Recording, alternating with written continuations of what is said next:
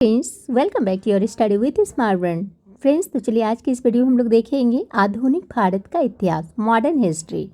Friends, हम लोगों ने इसके पहले वाले वीडियो में यूरोपीय कंपनियों का आगमन देख लिया है। ईस्ट इंडिया कंपनी और बंगाल के नवाब के बारे में हम लोगों ने देख लिया है। आज हम लोग पढ़ेंगे क्षेत्रीय राज्य पंजाब एवं मैसूर के बारे में। फ्रेंड्स, अगर इसकी पहले वाली वीडियो अगर नहीं देखी है आपने तो प्लेलिस्ट में देख लीजिए, और अगर आप इस चैनल पर न्यू हैं तो प्लीज़ चैनल को लाइक कीजिए, सब्सक्राइब कीजिए। तो चलिए देखते हैं क्षेत्रीय राज्य पंजाब एवं मैसूर। तो पहले इसके बारे में शॉर्ट नोट्स देख लेते हैं। रंजीत सिंह का जन्म 13 नवंबर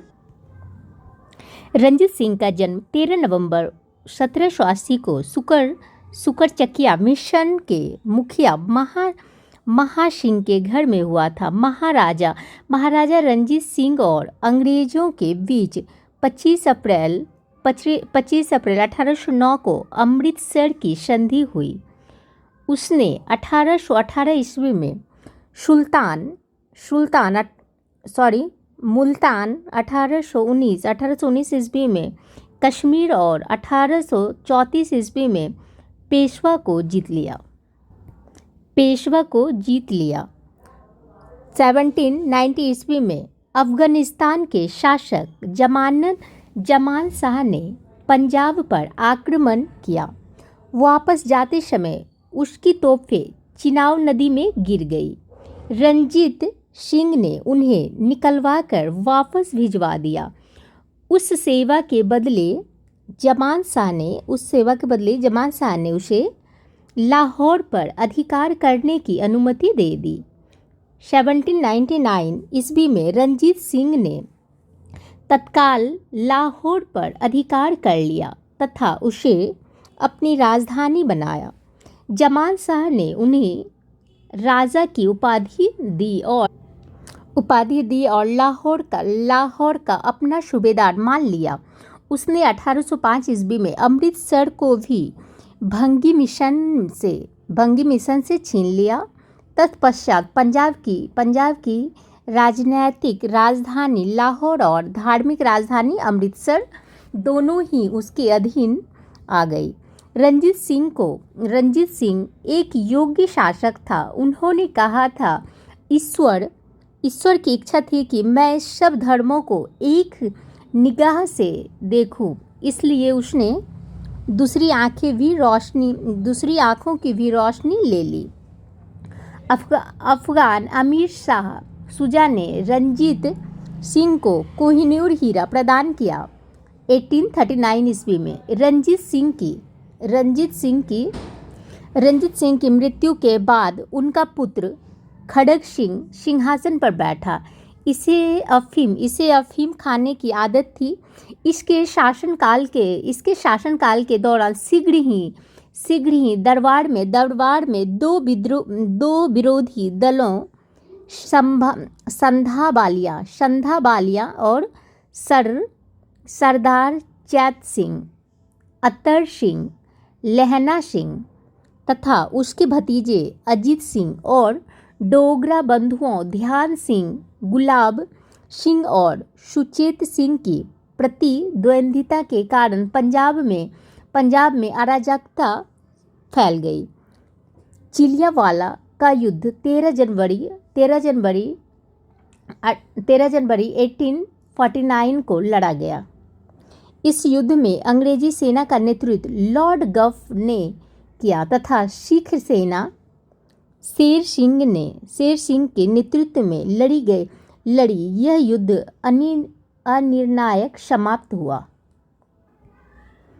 इस युद्ध के समय भारत का गवर्नर जनरल लॉर्ड डलहौजी था। महाराजा दिलीप सिख साम्राज्य के अंतिम शासक थे।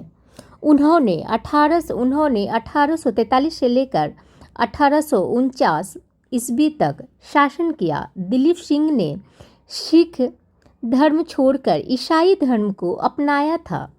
इन्होंने शुरू की यात्रा भी की थी। इसका निधन अक्टूबर 1893 में पेरिस फ्रांस में हो गया था। में हो गया था। इसकी अंत्येष्टि इंग्लैंड में हुई थी। 1849 ईस्वी में द्वितीय आंग्ल सिख युद्ध की समाप्ति पर अंग्रेजों द्वारा पंजाब का विलय कर दिया गया तथा दिलीप सिंह को पेंशन देकर बाद में ब्रिटेन भेज दिया गया। पंजाब के ब्रिटिश साम्राज्य में विलय के बाद लॉर्ड डलहौजी ने 1849 ईस्वी में पंजाब पर शासन करने के लिए तीनों लोगों की एक परिषद का गठन किया था, जिसमें सर हेनरी लॉरेंस को अध्यक्ष तथा जॉन लॉरेंस को चार्ल्स ग्रेनविले मानसेले को सदस्य के रूप में नियुक्त किया गया था। प्रथम आंग्ल मैसूर युद्ध 1767 से लेकर 69 ईस्वी में हुआ। इस युद्ध में हैदर अली विजयी हुआ। इस दौरान अंग्रेज गवर्नर बेलेस्ट था। युद्ध 4 अप्रैल 1769 को मद्रास की संधि द्वारा समाप्त हुआ। द्वितीय आंग्ल मैसूर युद्ध 1780 से लेकर 84 ईस्वी के दौरान हैदर अली ने निजाम तथा मराठों के साथ मिलकर अंग्रेजों के विरुद्ध एक मोर्चा बनाया। जुलाई 1780 में हैदर अली ने कर्नाटक पर आक्रमण कर दिया तथा कर्नल बेली के अधीन अंग्रेजी सेना को हराकर अरकाट पर अधिकार कर लिया। इसी दौरान टीपू ने हेक्टर मुनरो की सेना को पोल्लीलूर नामक स्थान पर हरा दिया। 1781 ईस्वी में हैदर अली का सामना अंग्रेज जनरल आयरकूट से हुआ, जिसने पोर्टोनोवा 1 जुलाई 1781 पोल्लीपुर तथा सोलीगुर में हैदर अली को परास्त किया। दिसंबर 1782 ईस्वी में हैदर अली की मृत्यु के बाद टीपू सुल्तान ने अंग्रेजों के विरुद्ध संघर्ष जारी रखा तथा अंततः मंगलोर की संधि 1784 ईस्वी में से द्वितीय आंग्ल मैसूर युद्ध का समापन हुआ। टीपू सुल्तान ने श्रीरंगपट्टनम को अपनी राजधानी बनाया एवं यहाँ जैकोबिन क्लब की स्थापना की और उनका सदस्य बना। साथ ही उसने अपनी राजधानी में फ्रांस और मैसूर की मैत्री का प्रतीक स्वतंत्रता का वृक्ष रोपा। टीपू सुल्तान ने अपने समकालीन विदेशी राज्यों से मैत्री संबंध बनाने तथा अंग्रेजों के विरुद्ध उनकी सहायता प्राप्त करने के लिए ईरान, कुस्तुनतुनिया, आधुनिक इस्तांबुल, अफगानिस्तान और फ्रांस आदि को दूत मंडल भेजे। तृतीय आंग्ल मैसूर युद्ध 1790 से लेकर 92 ईस्वी में हुआ था, जिसमें श्रीरंगपट्टनम की संधि हुई थी आपको 1792 में हुई थी। आंग्ल मैसूर का युद्ध हुआ था आपको 1799 में टीपू सुल्तान चतुर्थ आंग्ल मैसूर युद्ध में 1799 ईस्वी के दौरान अंग्रेजों से लड़ते हुए मारे गए थे। इसके कुल के सदस्यों को बेल्लोर में कैद कर दिया गया। इस युद्ध के समय अंग्रेजी सेना को बेलेस्ली और स्टुअर्ट ने अपना नेतृत्व प्रदान किया। मैसूर को जीतने की खुशी में आयरलैंड के लॉर्ड समाज ने बेलेस्ली को मास्किक्स की उपाधि प्रदान की। युद्ध के बाद अंग्रेजों ने मैसूर की गद्दी पर पुनः अडियार वंश के एक बालक श्री कृष्ण को बिठा दिया तथा कनाडा, कोयम्बटूर और श्रीरंगपट्टनम को अपने राज्य में मिला लिया। बेंगलुरु समरू 1750 से लेकर 1836 ईस्वी ने एक अति प्रसिद्ध चर्च का निर्माण किया। मेरठ के निकट सरधना में कराया था। बेंगलुरु समरू के प्रति एक यूरोपीय वाल्टर रेनटॉय शाम्ब्रे ने, जिन्होंने कई रियासतों को सैन्य सेवाएं प्रदान की थी। शाम्ब्रे को बंगाल के नवाब नजफ खान ने सहारनपुर के रूहेला सरदार जाप्ता खां को हराने में प्रमुख भूमिका के कारण सरधना की जागीर प्रदान की थी। अपने पति की मृत्यु के बाद बेगम समरू सरधना की शासिका बनी थी। देखते हैं एमसीक्यू। रंजीत सिंह के राज्य में सम्मिलित था, तो क्या सम्मिलित था? तो ये था आपको श्रीनगर। अब रंजीत सिंह का जन्म 13 नवंबर 1780 को सुकरचकिया मिशल के मुखिया महासिंह के घर हुआ था। महाराजा रंजीत सिंह और अंग्रेजों के बीच 25 अप्रैल 1809 को अमृतसर की संधि हुई।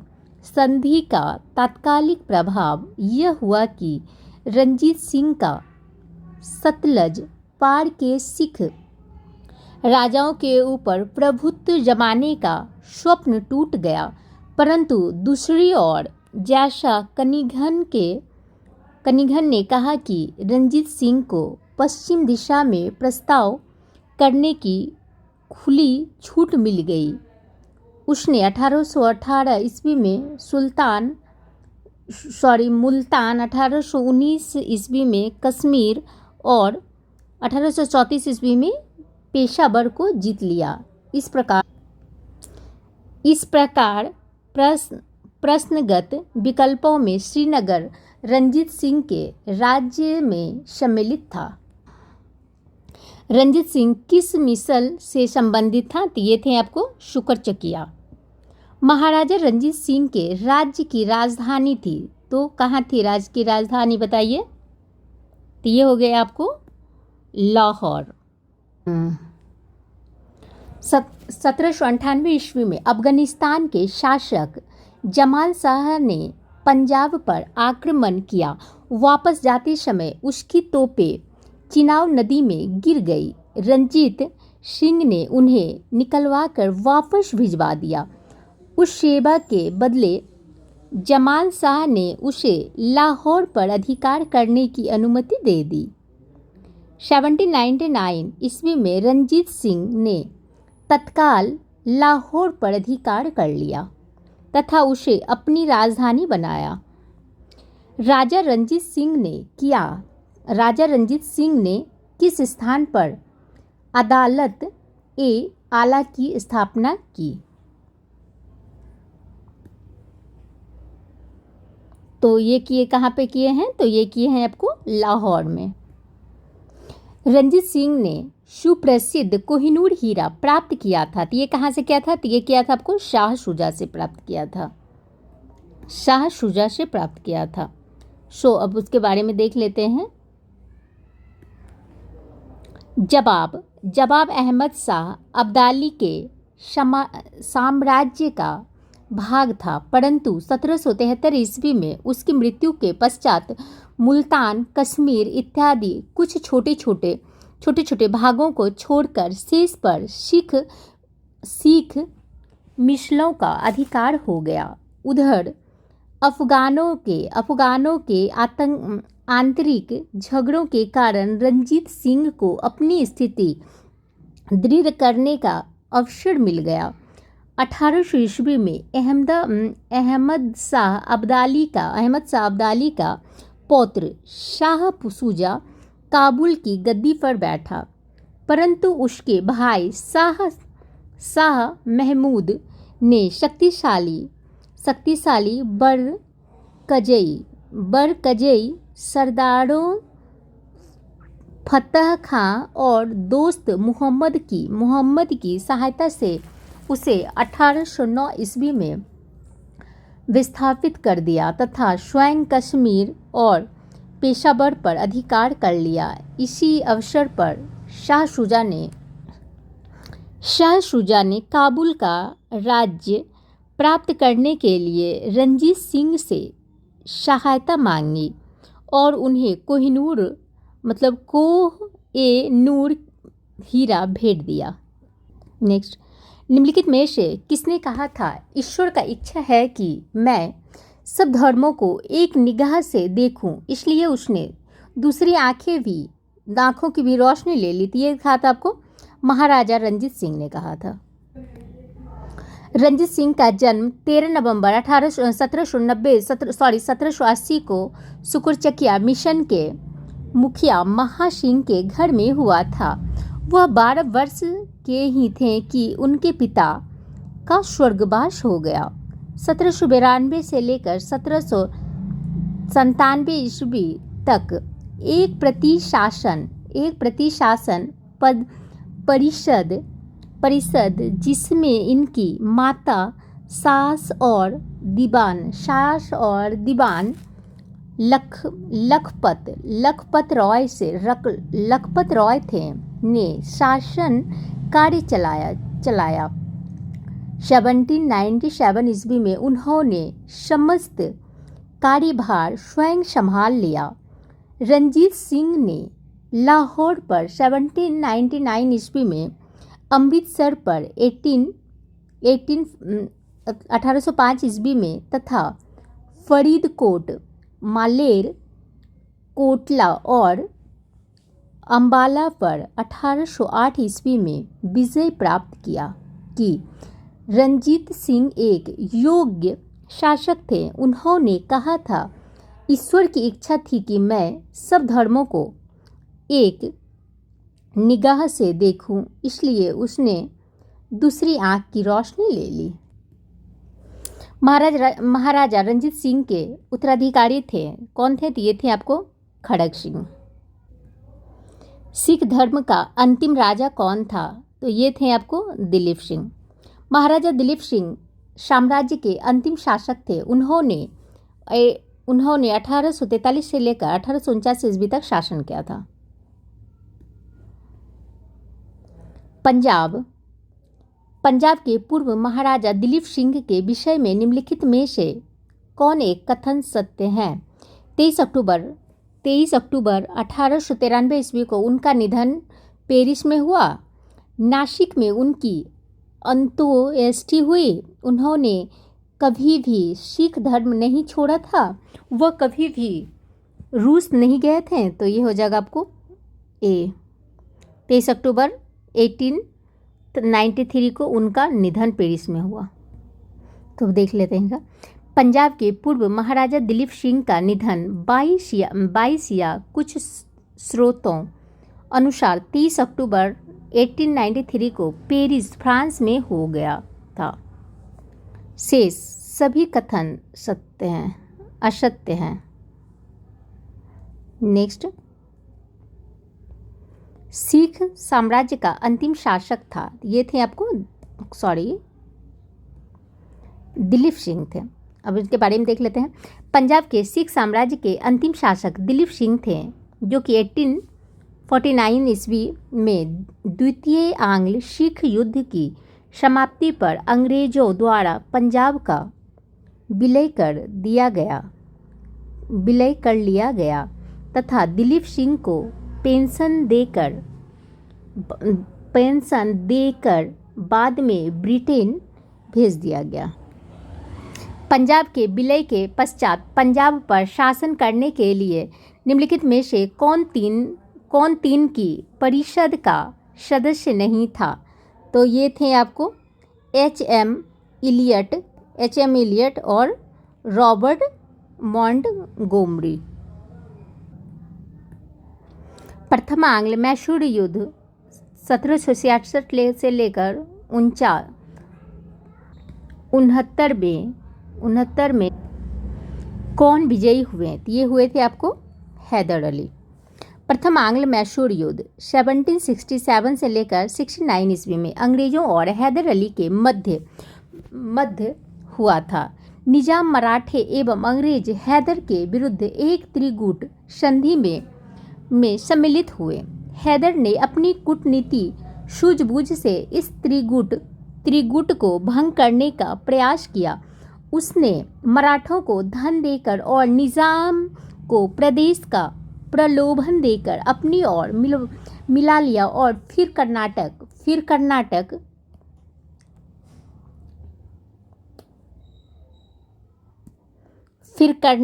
पर आक्रमण किया। अंग्रेजों के प्रारंभिक सफलता के कारण निजाम पुनः अंग्रेजों की ओर चला गया। हैदर अली ने उत्साहपूर्वक लड़ते हुए 1768 ईस्वी में मंगलौर पर अधिकार कर लिया। मार्च 1769 ईस्वी में उसकी सेनाएं मद्रास तक जा पहुंची। अंग्रेजों ने व्यवस्था में हैदर अली की शर्तों पर 4 अप्रैल 1769 को मद्रास की संधि की। निम्नलिखित में से कौन 1755 में डीडी गुल मैसूर में एक आधुनिक शस्त्रागार की स्थापना की थी? तो ये किसने की थी? तो ये की थी आपको हैदर अली। एक्सप्लेनेशन देख लेते हैं। 1742 ईस्वी में वेंकट रॉय के नेतृत्व में मैसूर सेना ने डीडी गुल पर विजय प्राप्त की। 1755 ईस्वी में मैसूर के महाराज ने स्थिति को संभालने के लिए हैदर अली को डीडी गुल भेजा। 1755 ईस्वी में हैदर अली ने डीडी गुल पर कब्जा कर लिया और इस किले को एक सैन्य चौकी में बदल दिया। बाद में हैदर अली मैसूर का वास्तविक शासक बन गया और 1777 ईस्वी में उन्होंने पुरसिन मीर साहेब को डीडी गुल का गवर्नर नियुक्त किया। ब्रिटिश जनरल जिसने हैदर अली को पोर्टोनोवा के युद्ध में हराया, तो वो कौन थे? तो वो थे आपको सर आयर कूट। 1781 ईस्वी में हैदर अली का सामना अंग्रेज जनरल आयर कूट से हुआ, जिसने पोर्टोनोवा के युद्ध 1 जुलाई 1781 में हैदर अली को परास्त किया। टीपू सुल्तान ने अपनी राजधानी बनाई।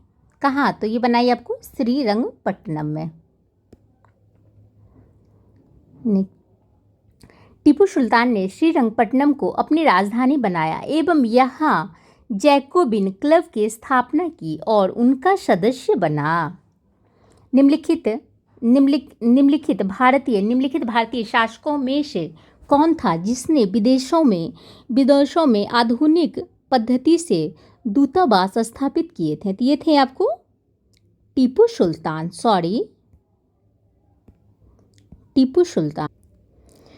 सुल्तान ने ब्रिटिश सेना को 1780 ईस्वी में हराया था। किनसे? तो ये पोलीलूर में। हैदर अली एवं टीपू सुल्तान ने मराठों तथा निजाम के साथ एक समझौता कर लिया तथा फ्रांसीसी सहायता का वचन ले लिया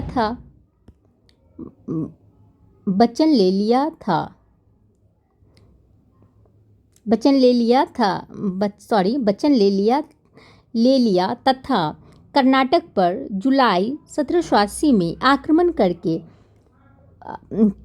अरकाट पर अधिकार कर लिया। तत्पश्चात टीपू ने हेक्टर मुनरो की सेना को पोलीलूर नामक स्थान पर हरा दिया। अंग्रेजों ने श्रीरंगपट्टनम की संधि किसके साथ की थी? ये किसके साथ की थी अंग्रेजों ने? बताइए। तो ये की थी आपको टीपू सुल्तान के साथ।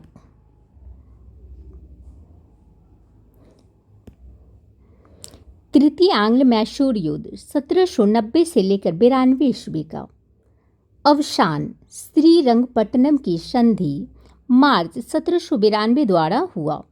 इस संधि में अंग्रेजों की ओर से कॉर्नवालिस तथा मैसूर से टीपू सुल्तान शामिल थे। इसके अनुसार टीपू को अपने राज्य का लगभग आधा भाग अंग्रेजों तथा उसके साथियों को देना पड़ा। साथ ही युद्ध के हर जाने के रूप में टीपू को 3 करोड़ रुपये अंग्रेजों को देना था। श्रीरंगपट्टनम की संधि में यह शामिल था कि जब तक टीपू 3 करोड़ रुपये नहीं देगा तब तक उसके 2 पुत्र अंग्रेजों के कब्जे में रहेंगे। कॉर्नवालिस ने इस संधि के बाद यह टिप्पणी की थी, हमने अपने शत्रु को प्रभावशाली ढंग से पंगु बना दिया है तथा साथियों को भी शक्तिशाली नहीं बनने दिया। टीपू सुल्तान अंग्रेजों के साथ युद्ध में कब मारे गए थे? तो ये मारे गए थे आपको 1799 में। टीपू सुल्तान चतुर्थ आंग्ल मैसूर युद्ध 1799 ईस्वी के दौरान अंग्रेजों से लड़ते हुए मारा गया। नेक्स्ट क्वेश्चन है, निम्नलिखित में से कौन एक सुमेलित है? प्रथम आंग्ल मैसूर युद्ध हैदर अली पराजित हुआ था। द्वितीय आंग्ल मैसूर युद्ध में हैदर अली ने अंग्रेजों को पराजित किया था। तृतीय आंग्ल मैसूर युद्ध टीपू सुल्तान युद्ध जीता और अपना भूभाग अंग्रेजों को नहीं दिया। चतुर्थ आंग्ल मैसूर युद्ध टीपू पराजित किया गया और युद्ध के मध्य दिवंगत हुआ। तो ये हो जाएगा पुड्डी।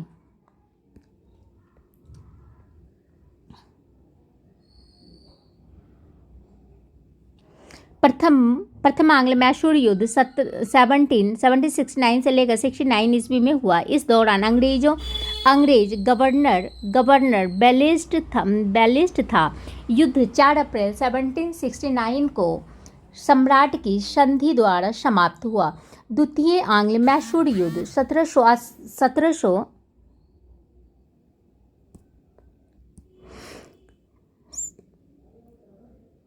द्वितीय आंग्ल मैसूर युद्ध 1780 से लेकर 84 ईस्वी तक चला। इस दौरान अंग्रेज गवर्नर जनरल वॉरेन हेस्टिंग था। यह युद्ध 1784 ईस्वी की मंगलोर की संधि द्वारा समाप्त हुआ। तृतीय आंग्ल मैसूर युद्ध 1790 से लेकर 92 ईस्वी तक चला। इस दौरान अंग्रेज गवर्नर जनरल लॉर्ड कॉर्नवालिस था। अंग्रेजों के विरुद्ध सहायता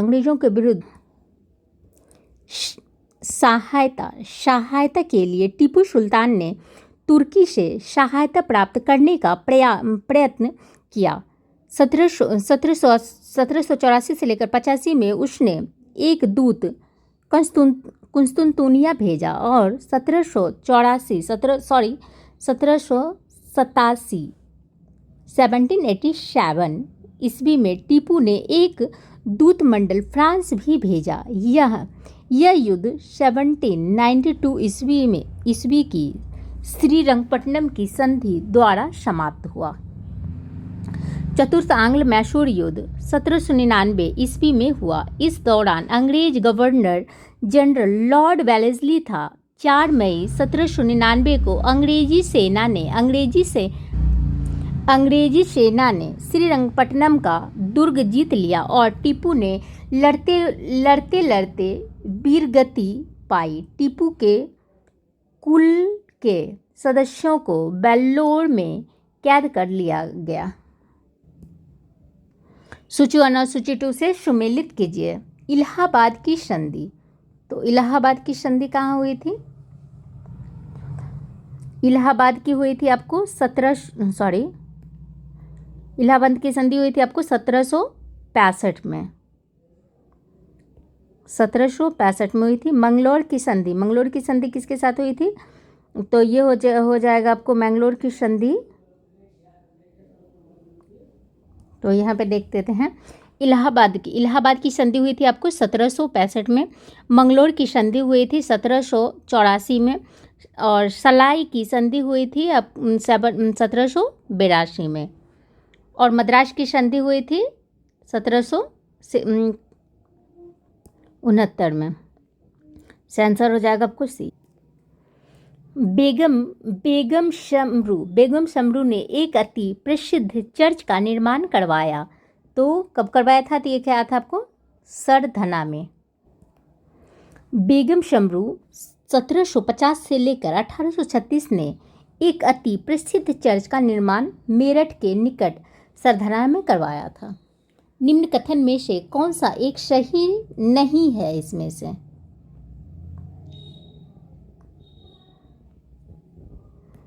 तो अली मर्दान खान ने बंगाल में राजस्व स्वीकृति पद्धति प्राप्त की। तो ये सही नहीं है आपको। रंजीत सिंह ने तोपखाने पर अधिकार बल दिया था। लाहौर तथा अमृतसर में तोपें, गोला और बारूद बनाने के कारखाने लगाए गए। आमेर के सवाई जय सिंह ने यूक्लिड के रेखागति के तत्वों का संस्कृत में अनुवाद कराया। सवाई जय सिंह ने जयपुर, दिल्ली, बनारस आदि नगरों में 5 वेधशालाएं भी बनवाई। टीपू सुल्तान ने श्रीगेरी मंदिर में शारदा देवी की मूर्ति के निर्माण के लिए धन दिया तथा जबकि बंगाल में राजस्व स्वीकृति पद्धति प्राप्त करने का श्रेय अली मर्दान खां को नहीं बल्कि मुर्शिद कुली खां को है। निम्नलिखित कथनों पर विचार कीजिए। पानीपत के तृतीय युद्ध में अहमद शाह अब्दाली ने इब्राहिम लोदी को पराजित किया। तृतीय आंग्ल मैसूर युद्ध में टीपू सुल्तान की मृत्यु हुई। पलासी के युद्ध में सिराजुद्दौला की पराजय हुई। पराजय के लिए मीर जाफर ने अंग्रेजों से मिलकर षड्यंत्र रचा। सो कौन हो जाएगा? तो ये हो जाएगा आपको बी, केवल तेरे। 14 जनवरी 1761 को पानीपत की तीसरी लड़ाई में अहमद शाह अब्दाली ने सदाशिव राव भाव के नेतृत्व वाली मराठा सेना को बुरी तरह परास्त किया। JN सरकार के अनुसार महाराष्ट्र में संभवतः ही कोई परिवार ऐसी नहीं होगा जिसने कोई ना कोई संबंधी ना खोया हो तथा कुछ परिवारों का तो सर्वनाश ही हो गया। 1790 से लेकर 92 ईस्वी में हुई तीसरे आंग्ल मैसूर युद्ध में टीपू सुल्तान केवल पराजित हुआ था, उसकी मृत्यु नहीं हुई थी। श्रीरंगपट्टनम की संधि से युद्ध विराम संपन्न हुआ। टीपू सुल्तान की मृत्यु 1799 ईस्वी में चतुर्थ आंग्ल मैसूर युद्ध में हुई थी। पलासी के युद्ध 1757 ईस्वी में मीर जाफर ने अंग्रेज से मिलकर सिराजुद्दौला के विरुद्ध षड्यंत्र रचा था। अन्य षड्यंत्रकारियों में साहूकार जगत सेठ रॉय दुर्लभ तथा अमीर चंद्र प्रमुख थे, अतः केवल तीसरा कथन ही सत्य है। Thank you friends, I hope कि वीडियो आप लोग को पसंद आए तो प्लीज़ शेयर कीजिए, लाइक कीजिए, सब्सक्राइब कीजिए। नेक्स्ट वीडियो में हम लोग पढ़ेंगे गवर्नर जनरल एवं वायसरॉय। Thank you.